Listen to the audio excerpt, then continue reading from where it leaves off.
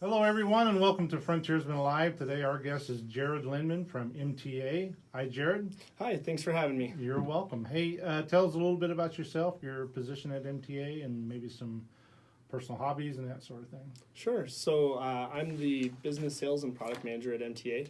And so a big part of my job is to go out and listen to the market and figure out what problems are out there that we can solve and develop new products for those. And so it's a lot of fun. It's nice talking to local businesses.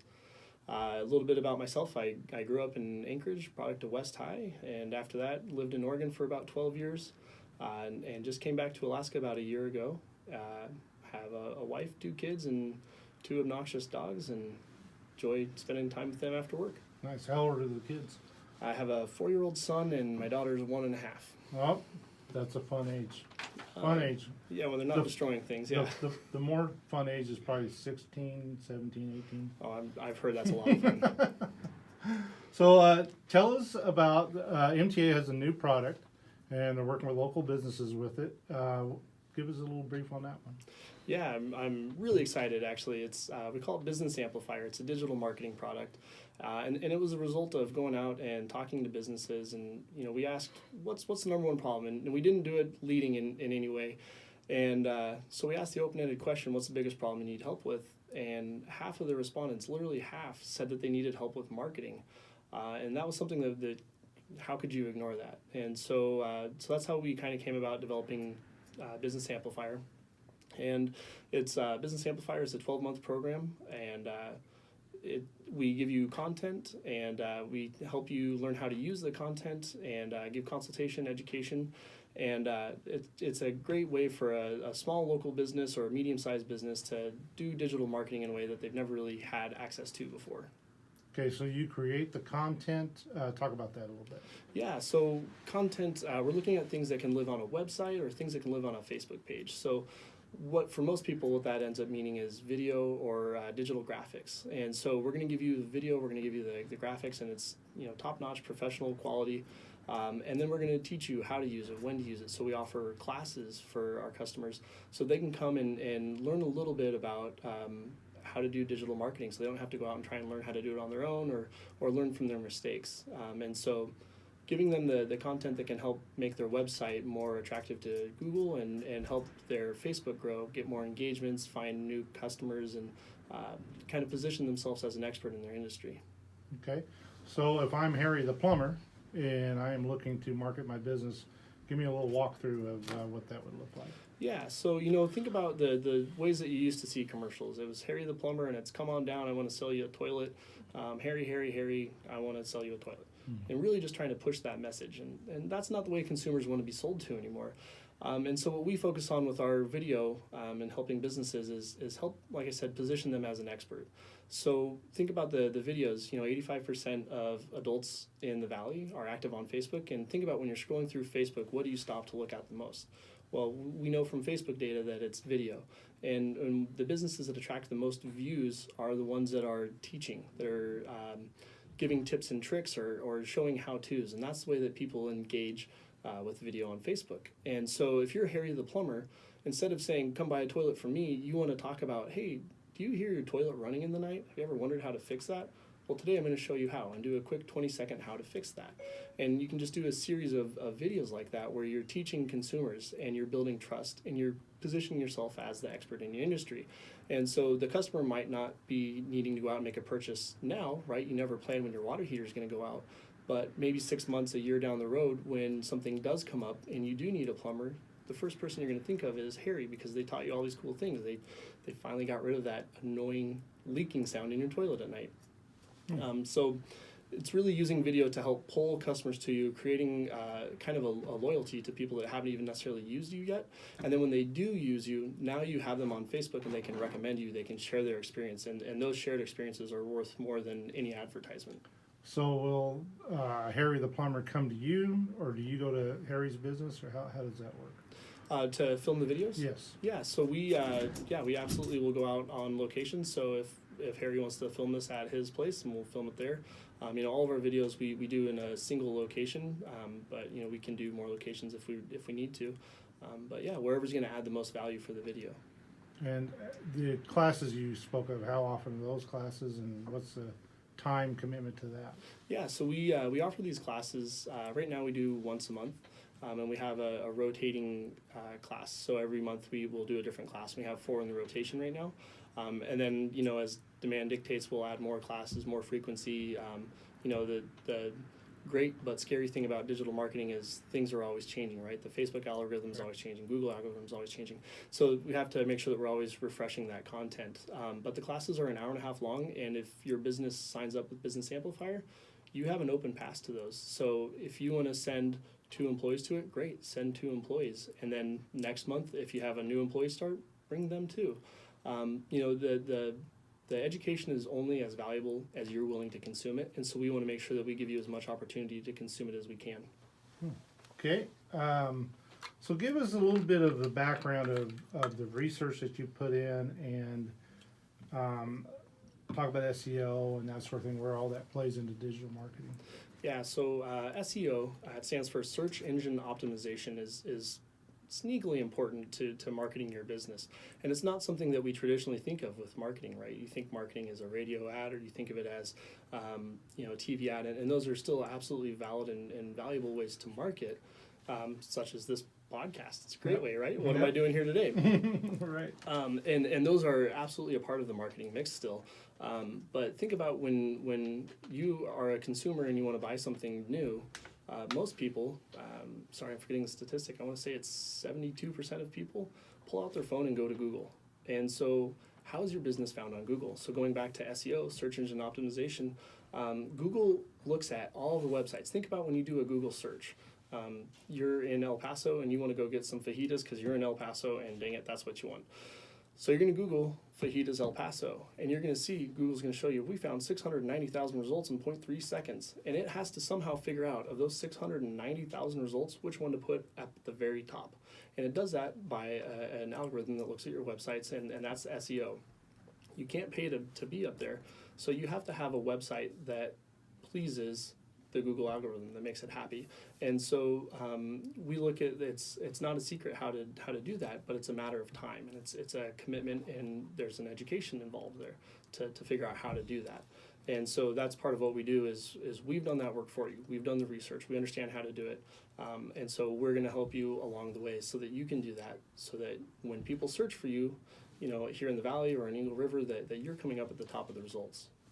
Okay, so we talk a lot about, we do marketing at the Frontiersman, print and digital, and we talk a lot about partnering with websites that have a lot of reach, a lot of visitors, a lot of page views, impressions, which is Frontiersman is one of the top in the Valley. So how can a business take what you're doing, move it not just from Facebook and their website, which has not the greatest traffic, but what's the advice for them to move that into a bigger platform and expand that message out to where it's not just their customers that are seeing it, the people that like their Facebook page, but beyond that?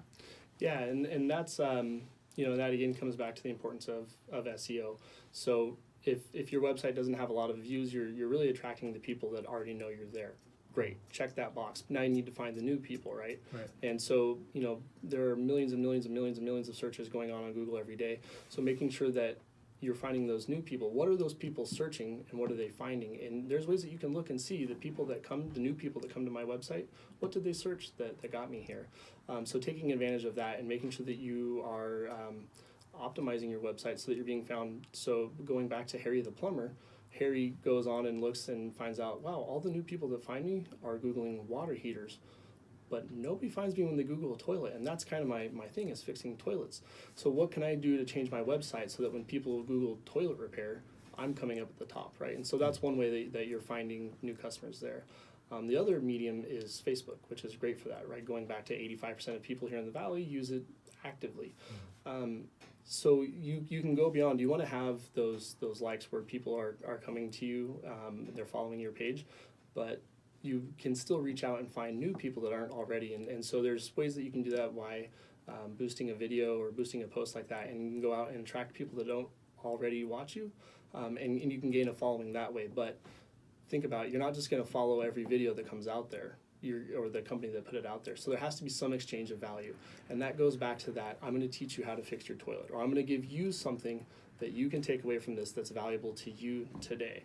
And that's how you get the hook. That's how you get people to come back, to follow you, and to start to trust you, so that when they have their wallets out, you're the first person that they think of. How long of a video would you say is the most effective? We see that 30 seconds to a minute, anything after a minute, there are situations where that's valuable if you're going deep into a topic or anything like that. Mm-hmm. But the average person tends to hang around for about 30 to 60 seconds. Yeah. So then as you're scrolling through Facebook, and we all see video after video after video now, it's no secret that video is on Facebook. It's really important. What do you do on your video that's going to attract somebody to click on that video and actually watch it? Yeah, I think one of the first things, and this is probably the last thing a lot of people would think of, is 85% of people watch videos on Facebook with the sound off. Yeah. So make sure that it has captions, or that somehow you're visually giving your message there. Another thing that I would do is to make sure that you're clearing up front, kind of at the beginning, what this is going to be, and make sure that you're drawing people in. So for a view to count on Facebook, the person has to actually watch it for 3 seconds. And so you want more than just the views. You want them to be meaningful, right? And so Facebook's algorithm is all geared towards meaningful interactions. And so if you start getting meaningful interactions, then Facebook's going to say, wow, we found a great video here, and then they are going to, without you paying for it, project that to more and more people. So if they see this certain demographic is really enjoying this video and it's getting meaningful interactions, then we think other people that match this demographic would enjoy it too, and Facebook's going to bring it to them, because Facebook's goal is to give us users the best experience that we can have, so that we come back and use it all the time, right? And so making sure that you're creating a video where people are willing to comment, people are willing to share. Even if they share it in a message, that's actually one of the highest scoring things that you can get, is if I see your video and I go, wow, Jack would love this video, I'm going to send this in a message to Jack.